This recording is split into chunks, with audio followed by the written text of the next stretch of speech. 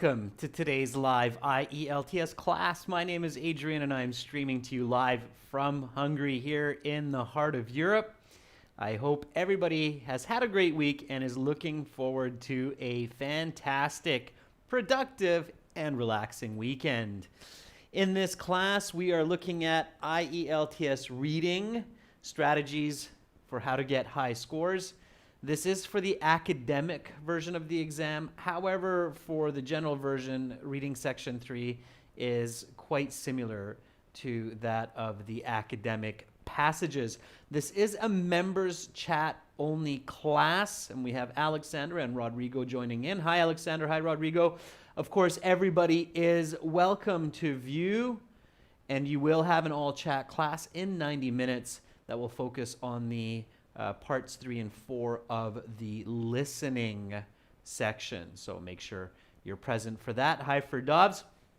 Again, students, these materials, lessons, strategies, they come from our websites, aehelp.com for the academic version of the exam. Check us out there. And for the general modules, check us out at gieltshelp.com. While we wait for a few more of our members to join in, I'll give you just a quick peek at those. This is the academic version of our exam, of our website here at aehelp.com. You can click that big red button to join there. You do have audio tracks for the reading to help you learn in the website also. And this is the general version of our website here with the green background. Click that big red button. You can use the websites on your phone, tablet, computer. They are responsive, but just to make life even simpler for you, we have created some nice applications for your mobile phones or your tablets. So from Android and Apple app stores, you can download our apps, Academic IELTS Help, and General IELTS Help. Hi, Amira. Nice to see you in class.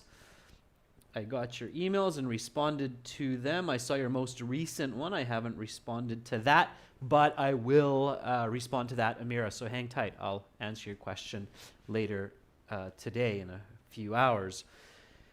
And for everybody else, if you have inquiries, you can always send me an email, adrian@aehelp.com.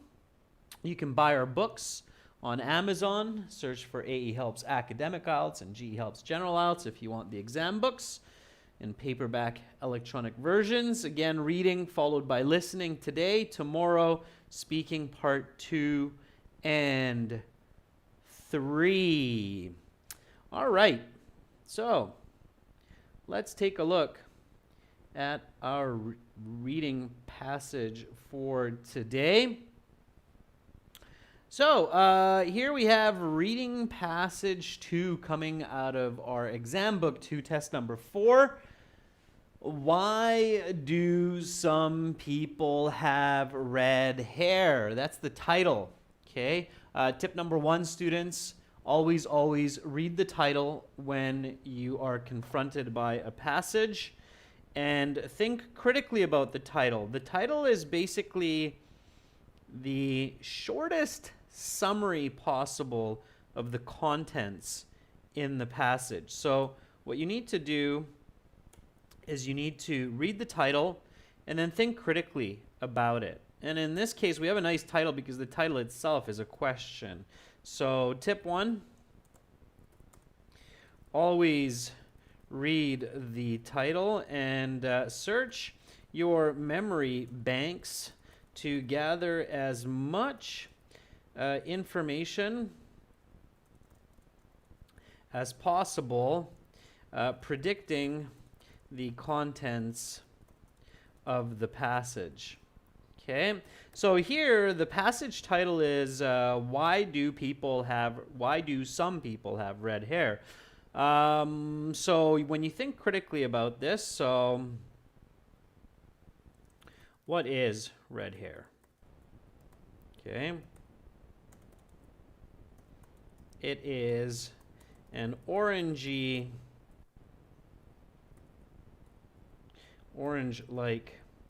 color of the hair which is rare compared to other hair colors. All right, so I gave you the first one. The next question is, why do people have red hair? Okay, and what's your answer to this? So Alex, Rodrigo, Firdavs, Amira, Awaz, why do you think some people have red hair? What is the reason for that? Okay, it's a good question, and again, the IELTS often will have topics about biology, animals, people, so it's a good idea to do this kind of practice. It will help your comprehension, fluency, vocabulary for the exam. So I have brown hair myself, but some people do have red hair. Why is that? Rodrigo says because they want to be stylish. Rodrigo, no, I mean like genetically, right? Like Amira says, it's genetics, okay? So it's not colored, but you're born with red hair. By the way, red hair people are often called carrot top in English, carrot top. Okay, so Amira says because of genetics. Okay. Alexander says there's some kind of a rare pigment produced. Okay, some kind of rare pigment. Okay, good. Pigment, if that's a new word for some of you, those are the molecules or elements that give color. Okay, that's a pigment. It's a nice use of vocabulary, Alexander. Okay, Firdavs says because they live in areas where there's less sunshine, right? So Firdavs, you're actually taking it one step further, which is the next question here. And you're on the right track, Firdavs, and that's what good critical thinking is all about, is you ask a follow-up question, right? So follow-up question, why would some people have genetics that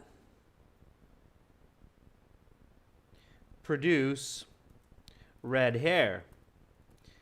So Firdavs says, Amira says, okay, it's the environment, right? Yeah, so genetics is the result of what? What is genetics the result of? So modern day genetics for animals, people is a result of what? Samiksha says it's chromosomal abnormalities, kind of, yeah. So Amira says they adapt to their environment. Right, so for some reason, and Firdavs says their environment has less sunshine, right? So that would be the next follow-up.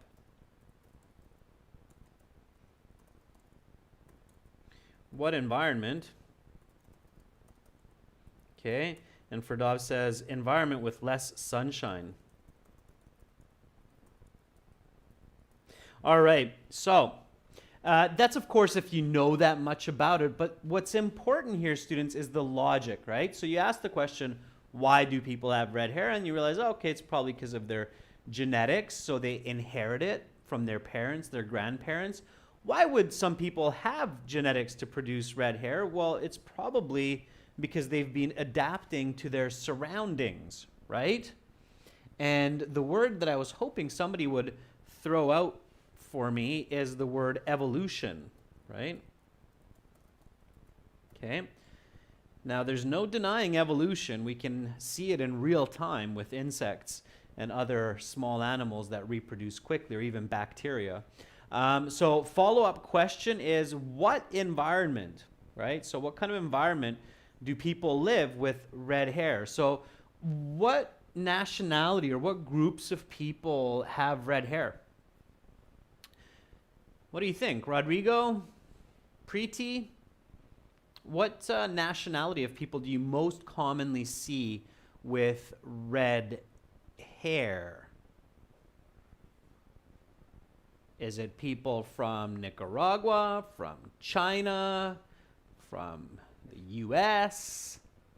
So Firdavs says Scots. You see Scottish people with red hair.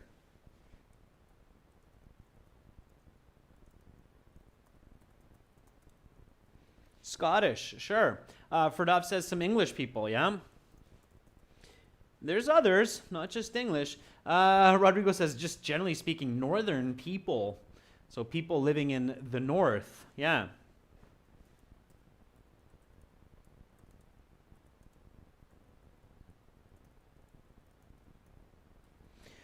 All right, good. So that's enough. That's good predicting.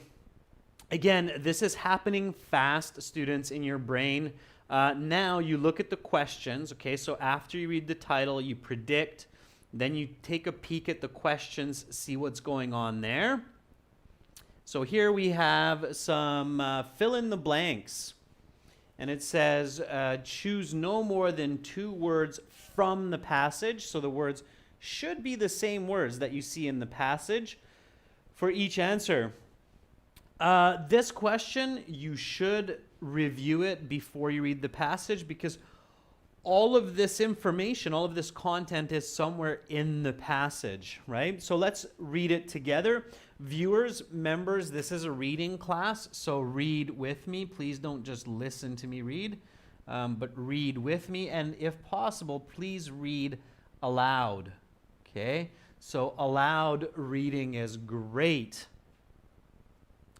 practice. Alexander's asking, when we say red, do we mean ginger or red like really red?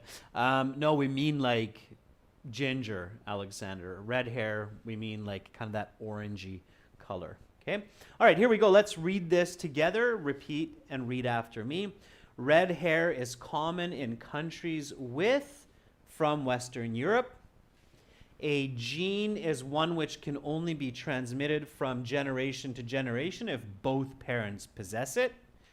Evolution and are both causes of the origin of red hair. In addition to red hair, the MC1R gene causes many to occur on the skin. Okay, and then here we have a yes, no, not given question. We have 4 of them. Should I read the yes, no, not given question, members? Yeah. So Ivan says Caucasian origin, Russian, right? Ivan, that was a good addition there. People from Ireland, people from US, Canada often have that as well. Yeah. Hi, Roshni. So should we read this yes, no, not given? Roshni says later. That's a good answer. Yeah, so not right now.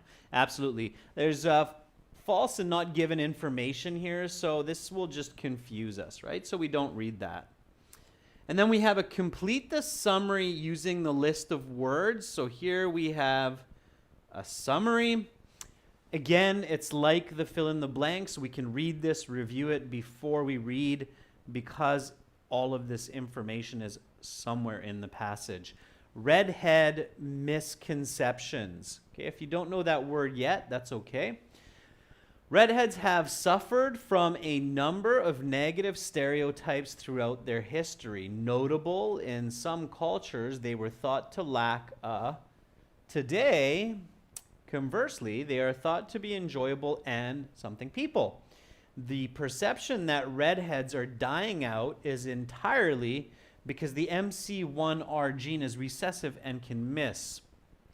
Redheadedness has been around for thousands of years, and though the something of redheads in the world may decrease, they are here to stay. All right, good. So we read that. Now we go back and we read the passage. Okay, so let's read this together. Again, for those of our members who have access to our premium package, you can find the audio for this reading in your premium course, and I highly recommend using the audio for some audio reading together to improve your fluency, pronunciation, vocabulary, okay?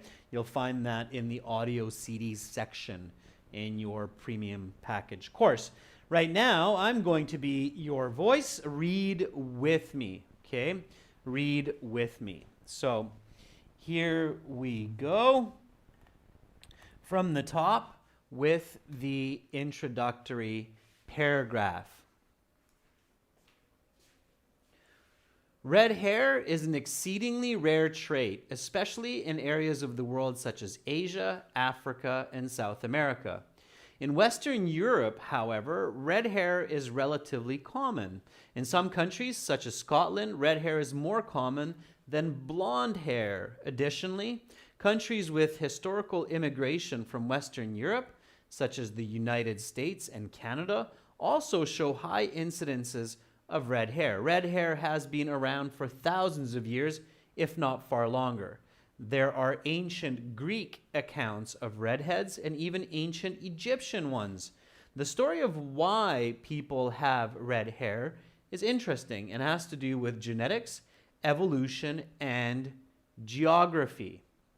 All right. Any new words in that paragraph, students? Any new words that you're not familiar with? Or is that clear?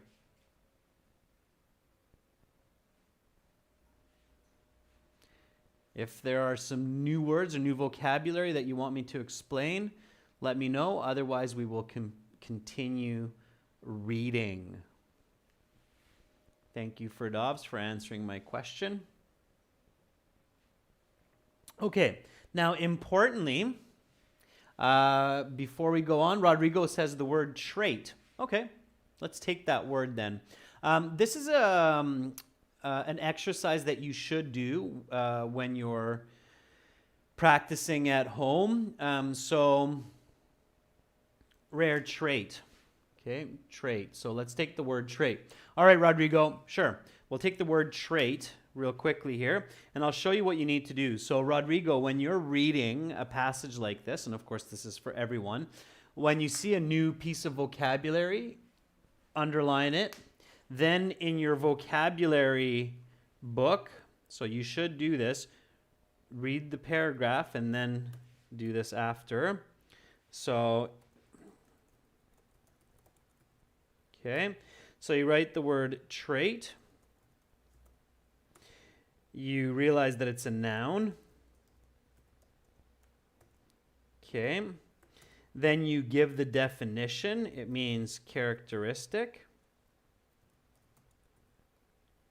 Okay, so it means it's something that is a part of you. Okay, it's your characteristic. And then you write an example sentence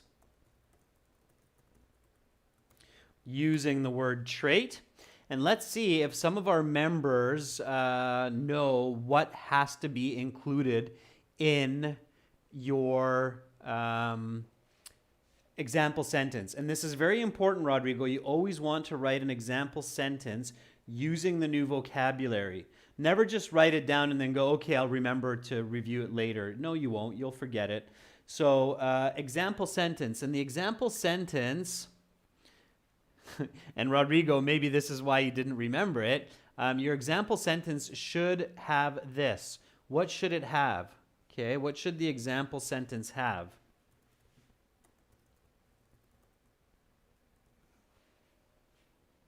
Does anybody remember? Awaz says it should have some kind of context. Okay, I'll tell you what it should have. It should be complex. It should be personal. And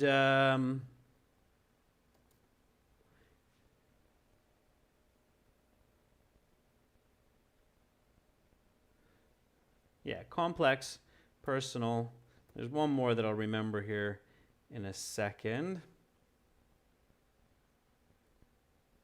Oh yeah, interesting. Okay. So whenever you write an example sentence, to remember vocabulary that you hear in the listening section or read in the reading section, make sure that it's complex, it's personal, and it's interesting. What do I mean? Something like this.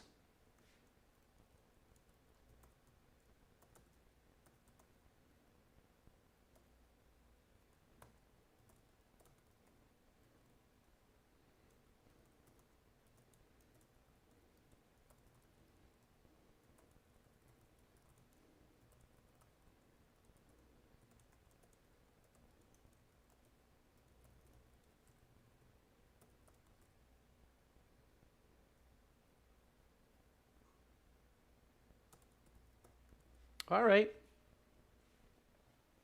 Here we go. My worst trait is my nose because I feel it is so big that it gets in the way when I walk through a door. Okay.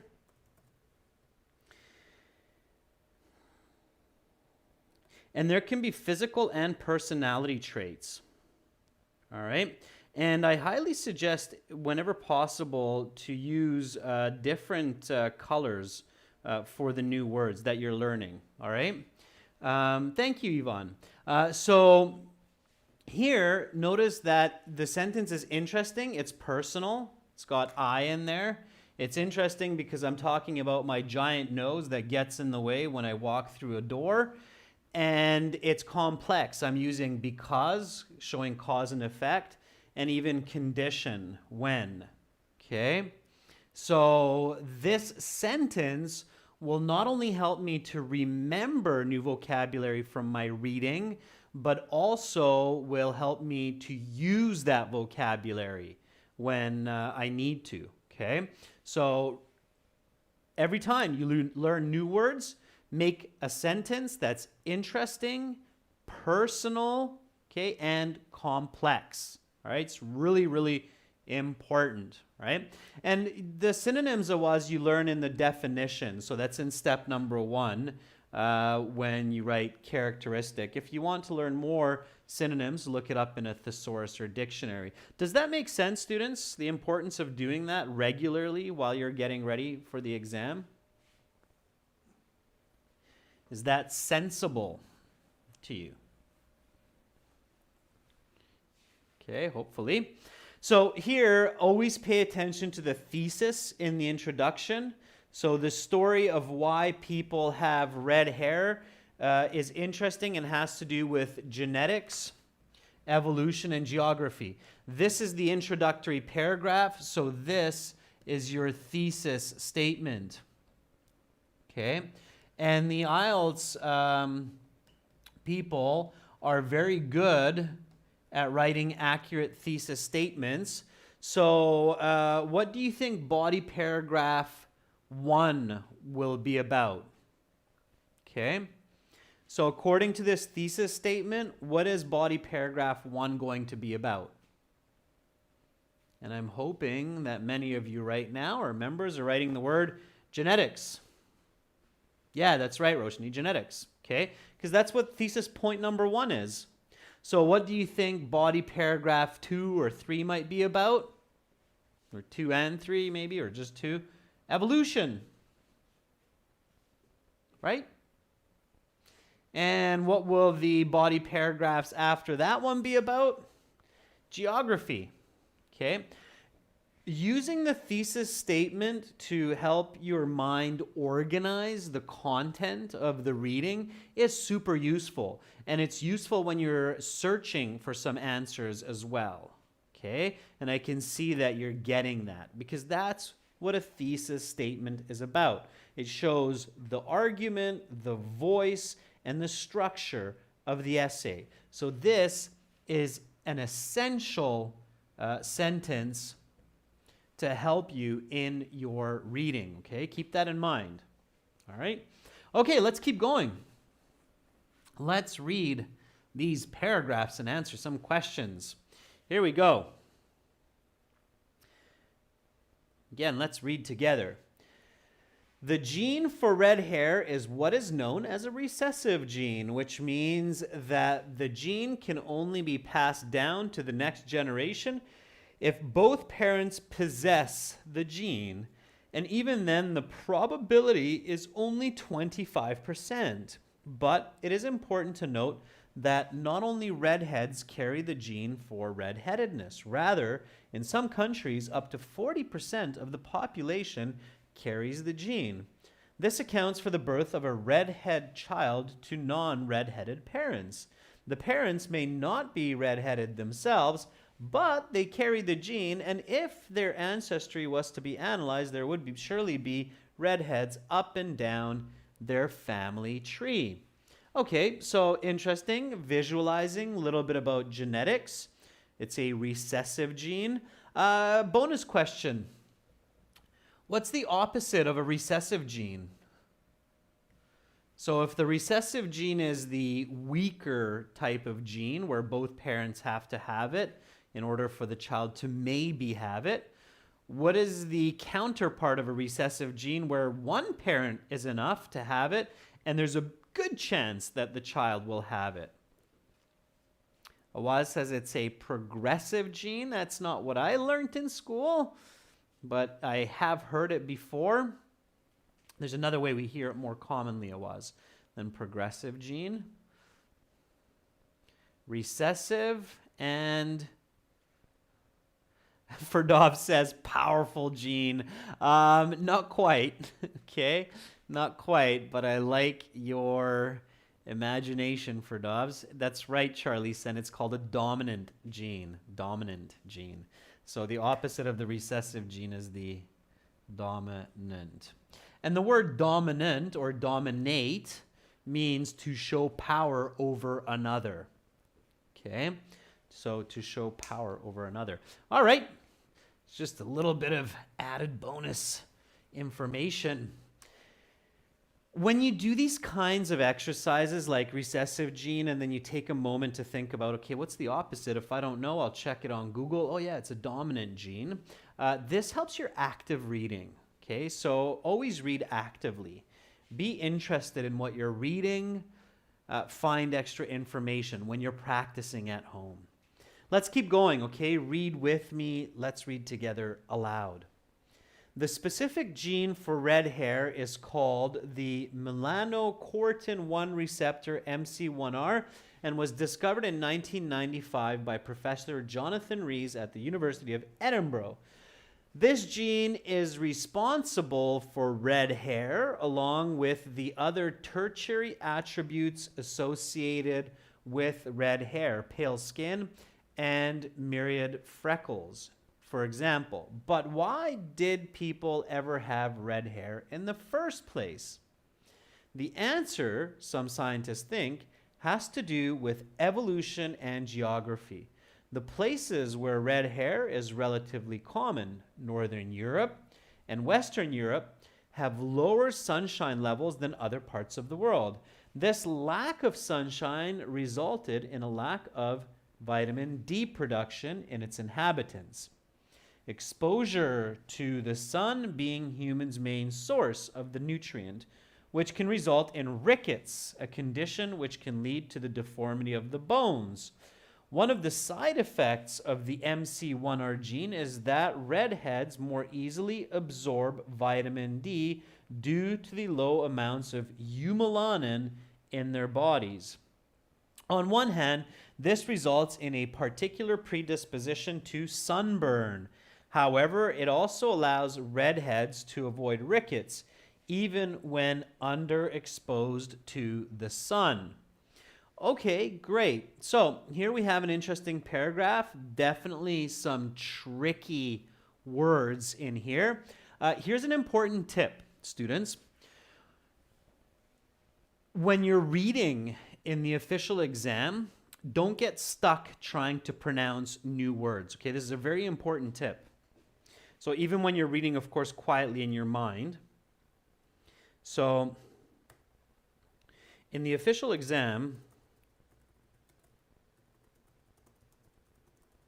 while reading, do not get stuck trying to pronounce and comprehend difficult words associated with science or names of people. Okay? So an example would be these words here, like melanocortin, okay?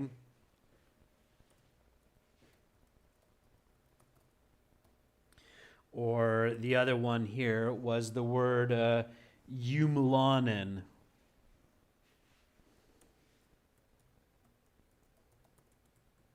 Okay?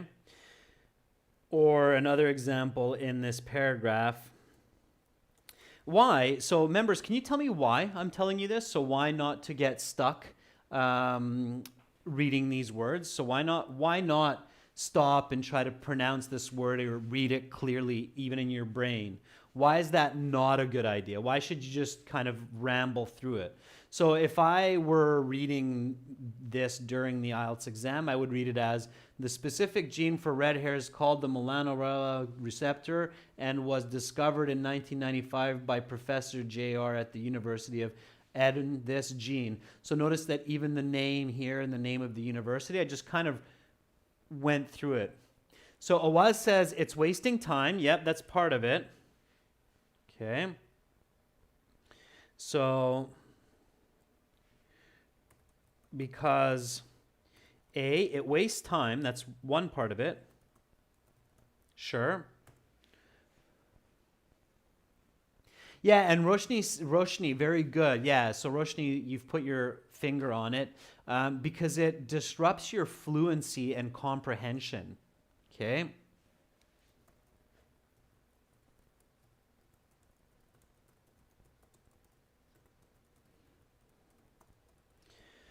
And you don't want that, okay? Now, remember, students, the IELTS exam, especially the academic, it's testing Band 8-9 as well, and I promise you that most native speakers, if they were reading this passage in the exam, they don't know these words either, okay? So they have to understand it from context. So all they know is that this is this gene. Okay, so this is a gene, this is the abbreviation for it. A native speaker probably wouldn't know how to correctly pronounce that either, and they wouldn't even bother, okay? Somebody who's an expert user, they would just go through it, okay? And Ferdov says lose confidence. And why lose confidence, Ferdovs? Nobody knows that word unless you're a geneticist or you're a biology major, and that's what you do, okay? So don't get stuck, don't get lost on those words. That's a really important tip, all right? Just kind of go through them. It's very clear that those words are scientific words and names, okay? All right. So let's keep going here with the next paragraph. All we should have understood here, just before I go to the next paragraph, all I should have gotten from this one is that red-headed people have a unique gene that gives them red hair. This gene is recessive. It can jump generations. Okay. This gene makes people burn easier under the sun and absorb vitamin D easier. That's all I should have gotten out of that paragraph. You can still get a band 8, 8.5, no problem if you understand that much. Okay, here we go. Next paragraph. Redheads also have a number of other curious attributes that are associated with the MC1R gene. First, they have a higher tolerance for pain than non-redheads. Studies have shown that redheads require up to 20% more anesthesia for sedation than non-redheads. Second, redheads are more sensitive to cold temperatures. This is especially curious because redheadedness originally developed as an adaptation for cold, sun-poor environments. Evolution is not perfect, and it may be the case that maladaptation to cold temperatures is the price redheads pay for adaptation to low levels of sunlight. Third, redheads bruise more easily than non-redheads. There does not seem to be any evolutionary reason for such a trait, though it certainly does contribute to the negative stereotype of redheads as less physically capable than non-redheads. So a little bit more about the genetics and the traits associated with those genetics. This is not the only negative stereotype that has cursed redheads throughout the centuries. At times in history, redheads have been thought to be witches, evil, unclean, and soulless. Today, these stereotypes have thankfully given way to more cheery stereotypes of redheads as fun and quirky individuals. In recent years, a perception has been created that redheads are dying out and will eventually become extinct as a genetic category. This is patently false. Red hair, as a recessive gene, has the ability to skip generations and return in full force. Red hair has been around for thousands of years, perhaps as many as 100,000 years, and there are no signs of its forthcoming extinction. While redheads may make up a shrinking percentage of the world's population due to higher growth among non-European populations, the redhead gene is here to stay. All right, so that is the passage. Let's answer these questions. Here we go. So here we have to fill in the blank. Okay. Number 14, red hair is common in countries with something from Western Europe. Anybody know what the answer would be there that makes sense if we visualize this without going back to the passage?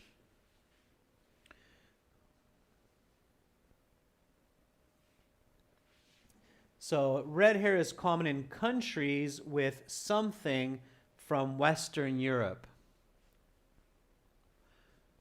So red hairs are common in Western Europe. Where else are they common? Awaz says North Europe. Red hair is common in countries with North Europe from West Europe. Doesn't make sense grammatically, Awaz, so that's incorrect. Okay, but your thinking is not bad, Awaz. What other countries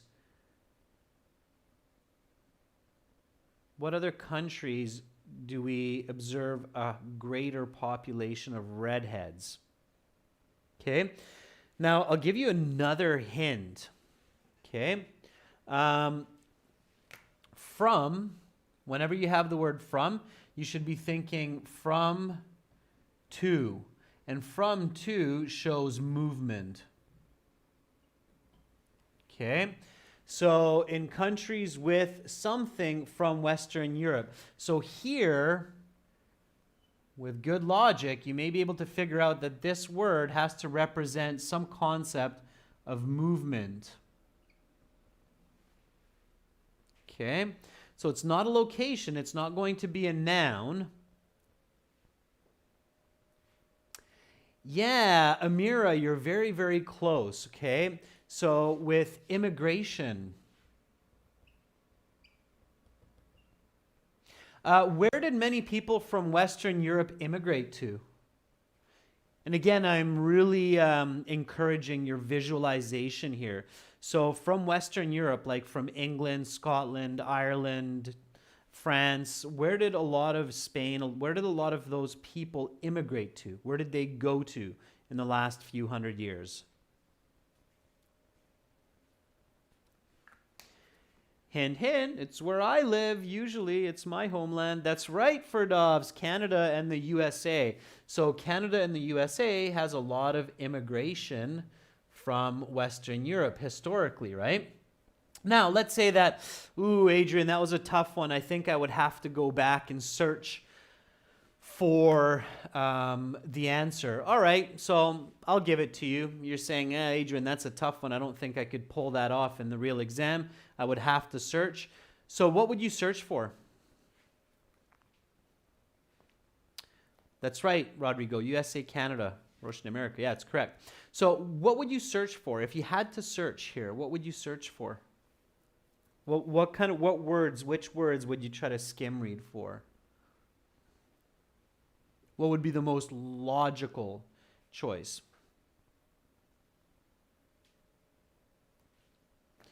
Probably Western Europe, right?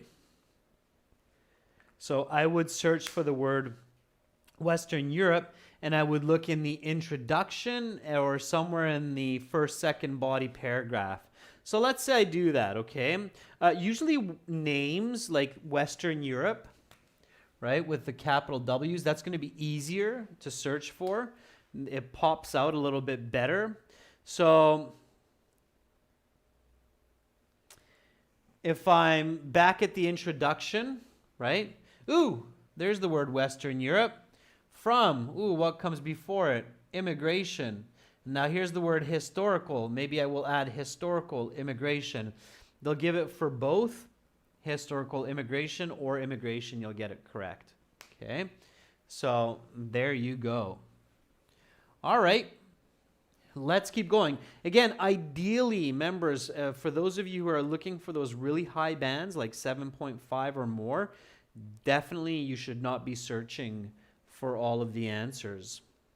Okay, all right. A something gene is one which can only be transmitted from generation to generation if both parents possess it. We talked about this.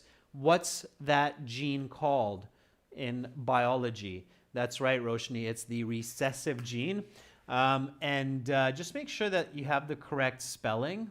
If you know the word, you can find the word. Okay, it's recessive. It's a strong S sound, recessive. And it's interesting because this is a C sound, and this kind of sounds like a strong C, but it's two S's. Recessive. Okay? All right. Number 16, evolution and something are both causes of the origin of red hair. What do you think is the answer for number 16? Again, I think this one is fairly simple. You should not be searching for this one because here we even predicted this word at the beginning of the reading. So evolution and Amira, Rodrigo, Ferdov's very good. Yeah, it's geography. Good answer. Okay, geography, for all of our viewers, is the study of the earth, the landscape of the earth. So the terrain of the earth, mountains, rivers, lakes, and so on. That's all geography. North, west, south, east, all a part of geography. Okay. In addition to red hair, the MC1R gene causes many something to occur on the skin. Now, if some of you know this vocabulary, I think you can just say it. If you don't, you'll have to think about it, but you're probably picturing it in your head. And so in addition, if you think of Wendy's, any of you seen that burger franchise? It's kind of big, not as big as McDonald's or Burger King, but it's a big franchise. It's not, Roshni, it's not a bruise on the face or on the skin. It's something else, okay? So maybe you've seen some people where they have these little dots. Anybody know what that's called in English? When you have those little, some people like it, some people don't like it. Some people think it's kind of cute. It's not rickets. Rickets is a sickness, Roshni Ferdovs. Rickets is when your bones start to twist and turn and they get all deformed. It's not spots. There's a special word for this. And we get it on our skin as well. They're not pimples, Charlie. That's, again, something else that's caused by a bacteria on the skin. They're not pimples. They look like little birthmarks. That's right, Yvonne. They're freckles. Freckles. Okay? Freckles. Freckles. Okay? It's not sunburn, Amira. It's freckles. Freckles on the skin. All right? So you see this especially with people with red hair. They have lots and lots of freckles. Freckles. Okay? Students, if this is a new word for you, freckles, add it to your vocabulary list and write an interesting, complex sentence that includes the word freckles. Something like, I looked in the mirror yesterday morning and was surprised to see freckles on my face that I never knew existed. Okay? All right. Let's go to the yes, no, not given questions. Otherwise, good job, students. Good job. Okay? Freckles. Freckles. Here we go. 18 to 21. Yes, no, not given. Excess sunshine causes rickets. Is this important? Is the concept of rickets and sunshine, is that important to this passage about redheads? When we just read a passage that said redheadedness is an adaptation to lack of sunshine. So would this be an important piece of information to know that too much or too little sunshine causes rickets? Roshni says, yes, it's important. Therefore, we know that it's given. Now we just need to figure out if it's true or false. So, is that true that too much sunshine causes rickets? Roshni says, no, that's not true. Right, Roshni, because it's the opposite. Too little sunshine, right? So not enough sunshine means not enough vitamin D. Not enough vitamin D means rickets. So the answer is no. I'm not going to search for it, especially knowing that the answer is no. Okay, so one really important tip, students, don't write false, write no, because it's a yes, no, not given. Okay. Number 19, high amounts of eumelanin is known to help absorb vitamin D. Again, is that important? So is it important to know about eumelanin and vitamin D for this passage about redheads, where redheadedness is an adaptation to absorb vitamin D?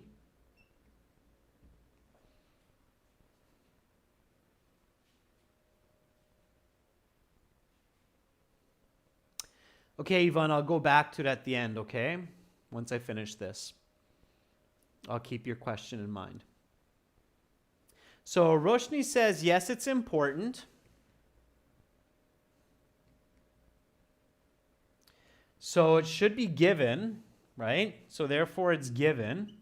So now I just need to figure out if it's true or false. High amounts of eumelanin is known to help absorb vitamin D. I don't remember that. So I'm going to look for the word eumelanin, which will be easy because I skipped it. I remember it was difficult for me to pronounce, and I remember that was somewhere near the beginning, right? In the second paragraph, maybe, or third. Okay, so I'm looking for that word eumelanin. Okay, I'm going to take all this out here. Okay, and then I remember there was this melanocortin, so that's what's responsible. And then I remember later, there it is, I skipped the word eumelanin. Okay, so that's my sentence. So I'm going to go back. One of the side effects of the MC1R gene is that redheads more easily absorb vitamin D due to low amounts of eumelanin in their bodies. So more vitamin D because there's less eumelanin in their bodies. Okay.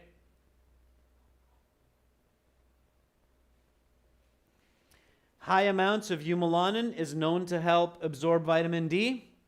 Answer? No. No. Okay. So far, that's what we have. Number 20.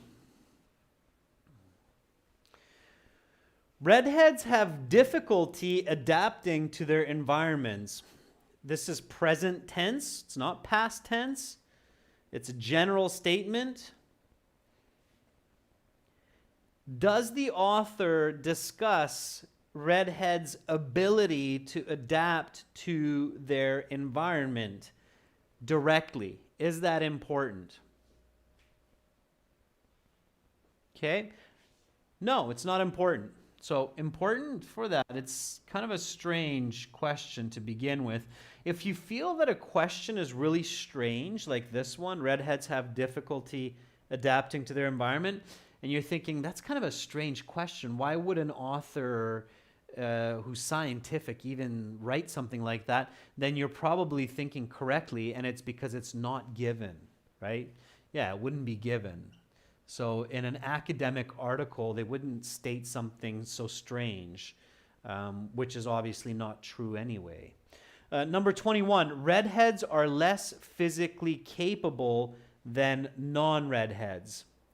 Does the author directly say that redheads are not as able to do anything as redheads? Is that important? Again, kind of a strange question, just like this one here. Yeah, it's awkward information, okay? So sometimes students, when you see awkward information like that, the clear answer is that it's not given. So here, the answers are no, no, not given, not given. There's not one yes answer here. And that can happen in IELTS. Careful, students. These yes, no, not given, or true, false, not given, it's possible to have no, no, not given, not given. Okay? And that's why there's no point to read these questions and try to figure them out before the passage. All this would have done for you is just confused you for the passage. Okay? So, no, no, not given, not given. All right. I think, was it Ferdovs that was asking me about freckles, that last one? So how to search for it back here. So the MC1R gene causes many something to occur on the skin. Skin is the word that I would look for. MC1R gene is what I would look for to try to figure out what that is. So I go back, and the MC1R gene pops up a few times here. Okay, so I have to be careful. The first one, or the first time that it pops up is here. Okay. And then it says this gene is responsible with red hair along with other tertiary attributes associated with red hair. Pale skin and myriad freckles, for example. So this is the skin and freckles. Okay. Pale skin and myriad freckles. So here you realize that freckles, it's a difficult question for dogs, but you can figure out that the skin has freckles on it from this. Okay? Does that help? I think it was for dogs that asked me that one.